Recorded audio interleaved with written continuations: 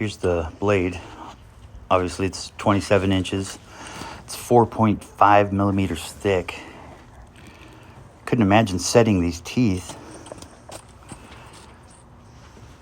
There is a better shot of how the teeth are situated coming up here in a second. Also take a little footage of the machine. So any insights or things that you notice about anything about it, sure would appreciate your input.